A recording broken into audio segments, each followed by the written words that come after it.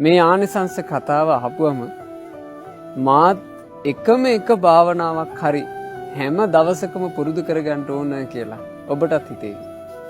එසේනම් සවන් දෙන්න. භාවනා කරන කෙනාට තමාව පහසුවෙන් රැක ගන්න පුළුවන්.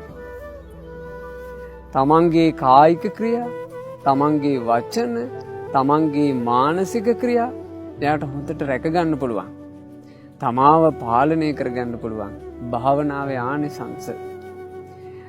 ආයුෂය වැඩෙනවා. තමන් ලැබූ මේ දුර්ලභ මනුස්ස ජීවිතේ තමන්ගේ ආයුෂ ටික රැකගන්නට භාවනා කිරීම උදව් වෙනවා. කායික සුව මානසික සුව දෙකම ලැබෙන නිසා භාවනා කරන කෙනෙකුගේ ආයුෂය රැකෙනවා. ආයුෂය වැඩෙනවා. කායික මානසික බලය ලබා දෙයි. භාවනා කරන කෙනෙකුට ලැබෙන ගොඩාක් වටින දෙයක් තමයි මානසික බලය. ලේසියෙන් කඩා නොවැටෙන ප්‍රශ්න ඉදිරියේ සවිමත්ව මුහුණ දෙන්න පුළුවන් මානසික බලයක් එයාට ලැබෙනවා. ඒ වගේම හොඳ කාය බලයකුත් ලැබෙනවා. වැරදි පුරුදු වසා දමයි. තමන්ගේ අතහැරගන්න බැරි, තමන් ආස කළත් දුරු කරගන්න බැරි වැරදි පුරුදු භාවනාව නිසා පහසුවෙන් දුරු කරගන්න ලැබෙනවා. අයස දුරු කරයි. තමන්ගේ වටේ පිරිවර නෑ කියලා, කතා බහට කවුරුත් නෑ කියලා, මට හිතවත් කවුරුත් නෑ කියලා වෙහෙසට පත්වෙන හිත සම්පූර්ණයෙන්ම දුර වෙලා යනවා භාවනා කරන කෙනෙකුට. ඇත්තෙන්ම භාවනා කරන කෙනෙකුට තමන්ගේ වටේ નિසරු කතා කර කර ඉන්න පිරිසක් නැති එකමයි සැප. අයස දුර වෙලා යනවා. භාවනාව නිසා යස පිරිවර පමුණුවයි. එයාගේ ළඟට කිට්ටු වෙන්නේ ගුණ යහපත් පිරිසක්මයි. භාවනාවට කැමති, ධර්මයට කැමති, පින් කරන්න කැමති, කුසල් වඩන්න කැමති, ආන් ඒ වගේ සුන්දර පිරිසක් තමන්ගේ ළඟට කිට්ටු වෙනවා. කුසල් දහම්හි නොඇලීම අරතිය දුරු කරයි. අරතිය කියන එක ගොඩාක් දෙනෙකුගේ ජීවිතේ තියෙන එකක්. මුල් කාලේ බණ ඇහුවා ස්වාමීන් වහන්සේ, දැන් බණ අහන්න හිතෙන්නේ. මුල් කාලේ භාවනාත් කළා, දැන් භාවනා කරන්න හිතෙන්නේ. මුල් කාලේ වන්දනමානන කළා, දැන් ඒවා කරන්න හිතෙන්නේ. මේ ප්‍රශ්න ඔක්කොම ටික දුරු වෙනවා නිතර කෙනෙක් භාවනා කරනවා නම්. කුසල් දහම්හි ඇලීම උපදවා දෙයි. භාවනා කරන කෙනෙකුගේ හිත නිතර කුසලයට ඇලෙනවා. බය දුරු කරයි. භාවනා කරන කෙනෙකුට ඒ භාවනාවෙන් ලැබෙන සවිය ඉස්සරහා සියලු සත්වයෝම බිහිතියට පත් කරවන, මරණ ඉදිරියේවත් බය හටගන්නේ. බලන්න, භාවනාවෙන් සිත දියුණු කරගත්ත රහතන් වහන්සේලා මරණ ඉදිරියේවත් බය උන්නේ. ජීවිතේට නිර්භය භාවය, බය නැති භාවය උපදවා දෙනවා භාවනාව. භාවනාව නිසා විසරද බව ඇති කරයි. පිරිසක් ඉස්සරහට කිසි තැති ගැනීමක් නැතුව යන්න පුළුවන් විසරද බවක් භාවනා කරන කෙනෙකුට ලැබෙනවා. කුසීතකම දුරු කරයි. ජීවිතයක තියෙන මහා සාපයක් කුසීතකම, කම්මැලිකම. භාවනාවෙන් මේ කම්මැලිකම් දුරු වෙනවා. වීරිය උපදවා දෙයි. අකුසල් දුරු කරන්නටත් කුසල් වඩන්නටත් වීරියවන්ත බවක් භාවනා කරන කෙනෙකුට ලැබෙනවා. ඊළඟට භාවනාවේ අනුසස් රාගය බැහැර කරයි, ද්වේෂය බැහැර කරයි, මෝහය බැහැර කරයි, මාන්නය නසා දමයි. මේ කෙලෙස් වලින් පීඩාවට පත්වෙන හිත අපිට පාලනය කරගන්න පුළුවන් භාවනා කරනවා නම්. ඉතින් ආස කරන්ට මේ ඔක්කොම ආනිසංස ලබා ගන්නට මාත් භාවනා කරන්න ඕන කියලා. භාවනාවේ ඊළඟ ආනිසංසය අකුසල විතරකයන් මැඩලයි. ඇතැම්මු හරි පීඩාවෙන් ඉන්නවා. කොච්චර කළත් හිතට නොඑක් විතර්ක, නොඑක් කල්පනා ගලාගෙන එනවා. ඒ කල්පනාවල් ගලාගෙන එන එක නවත්තන්න විදිහක් නෑ කියලා.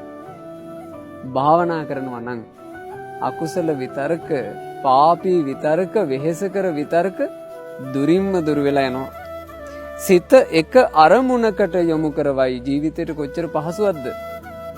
භාවනා කරන කෙනෙකුගේ හිත එකම අරමුණකට පහසුවෙන් ගන්න පුළුවන්. එහෙ මෙහෙ දුවන නටන හිත පහසුවෙන් පාලනය කරන්න උදව් කරනවා භාවනාව. භාවනාව නිසා මනස පිනවයි, සතුට ධනවයි, ගෞරවාන්විත බව ඇති කරවයි. භාවනා කරන කෙනෙක් හරි සන්තෝෂෙන් ජීවිතය ගත කරනවා. එයා ප්‍රීතියෙන් ජීවිතය ගත කරනවා. එයාගේ තියෙන ගුණ යහපත් බව නිසා, ප්‍රීතිමත් බව නිසා අනිත් අයගේ ගෞරවයට ලක් වෙනවා. ලාභ උපදවා දෙයි, ලෝකයාගේ වන්දනාවටද පාත්‍ර වෙයි. භාවනා කරන කෙනෙකුට ලාභ උපදිනෝ, උතුම් ලාභ උපදිනෝ. ඒ වගේමයි භාවනා කරන කෙනෙක් ලෝකයාගේ වන්දනාවට, කොටින්ම දෙවිවරුන්ගේ නොපෙනෙන ලෝකේ වන්දනාවට පවා පාත්‍ර වෙනවා භාවනා කරන කෙනෙක්. චිත්ත ප්‍රීතිය පමුණුවයි, ප්‍රමුදිත බව ඇති කරයි.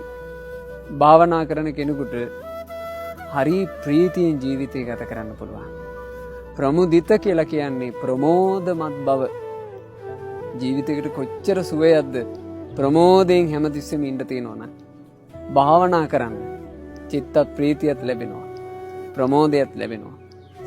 ඊළඟට භාවනාවේ ආනිසංසයක්, සංස්කාරවල සැබෑ ස්වභාවය Tamanට අවබෝධ වෙනවා. මේ ජීවිතයේ ඇත්ත ස්වභාවය අවබෝධ කරගන්නට, මුලාව දුරු කරගෙන ජීවිතය කියන්නේ මොකක්ද කියන එක තේරුම් ගන්න අපට උදව් කරන්නේ භාවනාව. ඒ භාවනාව තුලින් නේද ජීවිතේ මුළුමනින්ම අවබෝධ කරගත්ත රහතන් වහන්සේලා බිහි වුණේ. සෝවාන්, සකදාගාමි, අනාගාමි, අරහත් කියන ජීවිත අවබෝධය ලැබූ උත්තමයෝ බිහි වුණේ භාවනාව නිසා. භාවනාවේ ආනිසංස භවයන්හි ප්‍රතිසන්දිය නසා දමයි. යලි යලිත් මේ සංසාර ගමනේ පටලැවි දුක් දුම්නස් විඳ විඳ යන්න තියෙන ස්වභාවය මුළුමනින්ම දුරු කරන්න පුළුවන්කම තියෙන්නේ භාවනාවට.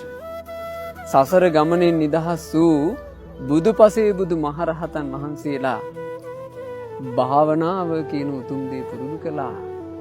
ඒ නිසා මේ ආනිසංස හොඳට හිත්හි දරා ගන්නට භාවනා කරන කෙනෙකුට සියලු ශ්‍රමණ ගුණ, සියලු උතුම් ගුණ උපදවාගත හැකිය. ඒක භාවනාවේ අවසාන ආනිසංසය. මේ ජීවිතයක් ඇතුලේ ඇති කරගන්න තියෙන උදාර ගුණ, උතුම් ගුණ සියල්ලම උපදවා ගන්න උදව් කරනවා භාවනාව. ඉතින් මේසා ආනිසංස තියෙන භාවනාව මේ ජීවිතේ අපි කරන්නේ නැත්තම් ඒක කොච්චර අලාභයක්ද? ඉතින් ඔයාලා හිතට ගන්න. මෙබඳු උතුම් ආනිසංස තියෙන භාවනාව මම නම් පුරුදු කරනවා. දවසකට එක භාවනාවක් හරි මම පුරුදු කරගන්නවා. භාවනාවෙන් ලබන උතුම් සුවය, උතුම් සැනසීම ලබන කෙනෙක් වෙනවා කියලා හිතට ගන්නට භාවනාව නිතර පුරුදු කරමින් සුව සැනසෙල්ලේ ගත කරන ජීවිත උපදව ගන්න. මේ හැම දිනාට වාසනාව ලැබේවා. තෙරුවන් සරණයි.